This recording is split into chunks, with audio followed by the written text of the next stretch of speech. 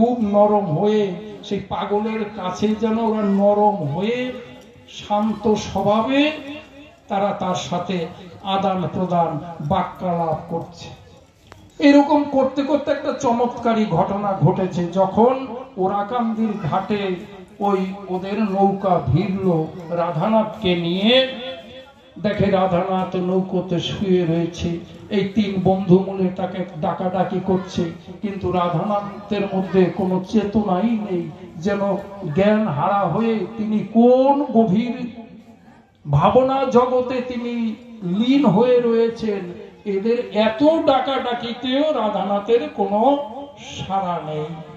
অনেক চেষ্টা করেছে তোলার জন্য, কারণ ওরাকান্দির ঘাটে এখানে নেবে কিছুটা হেঁটে গেলেই ওরাকান্দি গ্রাম, ঠাকুর বাড়ি। তাই দুই বন্ধু নৌকায় থাকলেন। এক বন্ধু ওরাকান্দি গেলেন, বড় কর্তা গুরুচাঁদ ঠাকুরকে তখন বড় কর্তা বলা হতো। এই বড় কর্তা তখন কিছু ভক্তবৃন্দ নিয়ে আলাপে, ধর্ম আলাপ, সমাজ ব্যবস্থা, শিক্ষা ব্যবস্থা ইত্যাদি নিয়ে গ্রামের কিছু বুদ্ধি সম্পন্ন জ্ঞানী মানুষদের নিয়ে আলাপচারিতায় ব্যস্ত রয়েছে। এমন সময় অশ্বিনী আর কালাচাঁদ পাগলকে নিয়ে নৌকায় রয়েছে। অভয়চরণ গিয়ে হাত জোর করে বলছে, ঠাকুর প্রণাম। কে আপনি? গুরুচরণ বলছে, কে আপনি? বলছে, আমি বরিশাল থেকে এসেছি, খেজুরতলা গ্রাম থেকে এসেছি। ঠাকুর, আমরা এক পাগল নিয়ে এসেছি, পাগলটাকে আমরা নৌকো থেকে নামাতে পারছি না। আমরা তিনজন সাথে রয়েছি, কিছুতেই অনেক বল প্রয়োগ করেও তাকে নৌকা থেকে আমরা নামাতে পারছি না। আপনার কাছে এসেছি তার মঙ্গল কামনা করে। তার পিতামাতা আমাদের দ্বারা পাঠিয়েছে। বহুদিন থেকে, ছোট্টবেলা থেকে তার মধ্যে একটা অস্বাভাবিক কিছু পরিলক্ষিত হয়। গরিব তার পিতামাতা, এই অস্বাভাবিকতা থাকার দরুন তার সংসার চলতে কষ্ট, জ্যেষ্ঠ পুত্র তার। তাই ঠাকুর আপনার কাছে এসেছি বড় আশা নিয়ে, যেন আপনার সান্নিধ্যে এলে সে সুস্থ হয়ে যায়। দয়া করে কয়েকজন ব্যক্তিকে যদি পাঠাতেন আমাদের সাথে, ওনাকে ওই নিয়ে আসতাম। বড় কর্তা ডেকে বলছে, এই কে কোথায় আছিস, এদিকে আয় তো। যুবক যারা, যুবক শ্রেণীর মানুষ। হ্যাঁ ঠাকুর বলেন। বলছে, এক রোগী এসেছে, এই যে ওনরা নিয়ে এসেছে বরিশাল থেকে, তোরা একটু গিয়ে তাকে নিয়ে যা। 6-7 জনা চলে গেছে। তাহলে 7 জনা, এরা 3 জন, এই 10 জন, এই 10 জনা মিলেও রাধানাথকে নৌকা থেকে নামাতে পারছে না। যেন নৌকো শুদ্ধ উঁচু হয়ে যায়, তাকে কোনোভাবেই তুলতে পারছে না। কি হলো? বড় কর্তা বলেছে তাকে নামাতে পারছি না। এই চমৎকার ইতিহাস কিন্তু অনেকেই জানেন না। পঞ্চশক্তির এক শক্তি, এই আদ্যা শক্তির এক অংশ। মহামাণিক্য মায়ের মুখের থেকে এই কথাগুলো শ্রবণ করেছিলাম অনেক আগে থেকে। এগুলো বলার জায়গাও পাওয়া যায়নি। আর এখন যে ভাব আদর্শের মধ্যে ভক্তরা বিলীন, তারা এগুলো জানতেও চায়। তা এই 10 জনা ব্যক্তি ফেল হয়ে গেছে। ওরা ভেবেছিল যে তখন একটু একটু পাটের চারাগুলো বড় হয়ে গেছে, পাট তুলে কাঁচা পাট দিয়ে ওকে বেঁধে বাঁশ ঢুকিয়ে উঁচু করে নিয়ে যাবে, এরকম একটা পরিকল্পনা ওদের মধ্যে ছিল।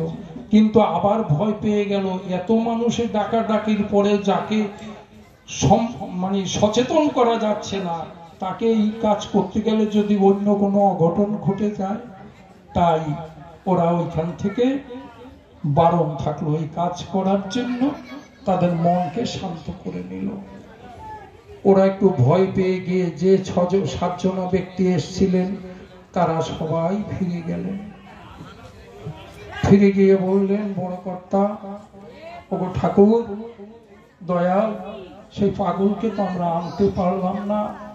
ওরা 3 জন, আমরা 7 জন, এই 10 জনে মিলে অনেক চেষ্টা করছি। সে যেন এক পাহাড় হয়ে এক বিশাল কি শক্তি, মনে হয় বিশ্বম্বর, বিশ্বের যত ভার আছে সমস্ত ভার নিজের মধ্যে টেনে নিয়ে বিশ্বম্বর হয়ে উনি সেখানে শায়িত রয়েছে, সমাধিতে রয়েছে। তাকে কিছুতেই সেই সমাধি ভেঙে উত্তোলন করা গেল না। আমার দয়াল ঠাকুর গুরুচাঁদ একটু চমকে গেলেন, চোখের কোনায় চিকচিক করে উঠলো বাড়িধারা জলধারা। এই ঠাকুর গুরুচরণ বললে, ওরে তোদের এত লোক যাচ্ছে না, তোরা একজনা শুধু যায়, ওনার সাথে গিয়ে ওই পাড়ের থেকে হাত জোর করে বলবি, ও পাগল তুমি কে এসেছো ওরাকান্দিতে? আমাদের গুরু ঠাকুর তোমাকে একটু দেখতে চেয়েছে, তুমি কি দয়া করে একটু যাবে না? এইভাবে মিনতি করে একটু বলে দেখো তো কি হয়। ঠাকুরের কথা, গুরুর কথা অমান্য করা যায় না। তাই ভক্ত দুজনা এসেছে, গলায় গামছা, গলায় গামছা পরিধানে পাড়ের থেকে ডেকে বলছে, ও পাগল তুমি কে এসেছো? আমাদের বড় কর্তা, আমাদের গুরু ঠাকুর তোমাকে একটু দেখতে চেয়েছে, তুমি দয়া করে নৌকা থেকে অবতরণ করে একটু আমাদের ওরাকান্দি ঠাকুর বাড়িতে একটু এসে আমার গুরু ঠাকুরকে দর্শন দিয়ে যাও। এইভাবে যখন ওরা বলেছে, উনি সমাধি ওনার ভঙ্গ হয়ে গেছে। সমাধি ভঙ্গ হয়ে উনি উঠে বসেছেন। চমৎকার হয়ে গেল। অভয়ের মধ্যে, কালাচাঁদের মধ্যে, অশ্বিনীর মধ্যে কি আশ্চর্য ঘটনা! এত চেষ্টা করার পরেও যার ঘুম ভাঙানো গেল না, এইরকম আকুলতার সাথে প্রার্থনায় তার সমাধি ভঙ্গ হয়ে গেল। তিনি নৌকা থেকে নেমে গেলেন। নৌকা থেকে নেমে সোজা হাঁটা দিয়েছে। এই পথমধ্যে আস্তে আস্তে কিছু চমৎকারী যেগুলো ছেড়ে গেছি বলা হয়নি, ওই তিনজনে দেখছেন নৌকো আমাদের দাঁড় বেতে হচ্ছে না, ওইটা বাইতে হয় না, এমনি এমনি চলছে। সে কত স্রোতে যাচ্ছে, মনে হয় যেন মেশিন লাগানো রয়েছে। কখনো ডাঙা দিয়েও চলে যাচ্ছে, যেখানে নদীর বাঁক পড়ে সেখানে সোজাসুজি উপর দিয়ে নৌকো সে চলে পড়ে। এইগুলো দেখে ওরা প্রথমেই তো একটু ঘাবড়ে গেছে, সে কথাটা বলেছে। যাই হোক, গুরু ঠাকুর তখন তার ভক্তবৃন্দ নিয়ে বসে রয়েছেন।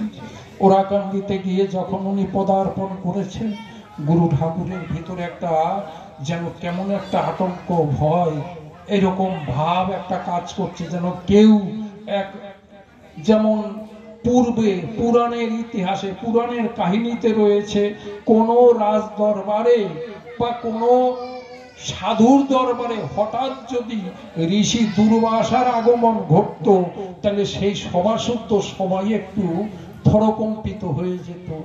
তেমনি পাগল হরি যখন, এই রাধানাথ যখন ওরাকান্দের ওই ভিটার উপরে পা দিয়েছে, গুরুচাঁদের ভিতরে একটা চমৎকারী সেই থরকম্প ভাবের উদয় ঘটেছে। রাধানাথকে আড়াল করে কাপচাঁদ হাত জোর করে গুরু ঠাকুরকে বলছে, ঠাকুর এই যে সেই পাগল এসেছে। আর যে দুজনা গিয়েছিল তারাও বলছে, ঠাকুর এই সেই, এনাকে বসাও, এনাকে বসাও, এনাকে বসাও। ঠাকুর এই যে সেই পাগলকে নিয়ে এসেছি আমরা, উনি এসেছেন। কালাচাঁদ বলছে, ঠাকুর এই যে পাগলকে একটু দেখুন। পাগলের মুখ থেকে তখন একটা উক্তি বেরিয়েছিল, যেই উক্তিটা পাগল ভক্তরা ব্যক্ত করতেও ভয় পায়। কারণ আমার ভক্ত যারা হরি ঠাকুরের, তারা যদি মনোকষ্ট পায়, এটা সত্য, সেটা তো ভয় পেলে হবে না।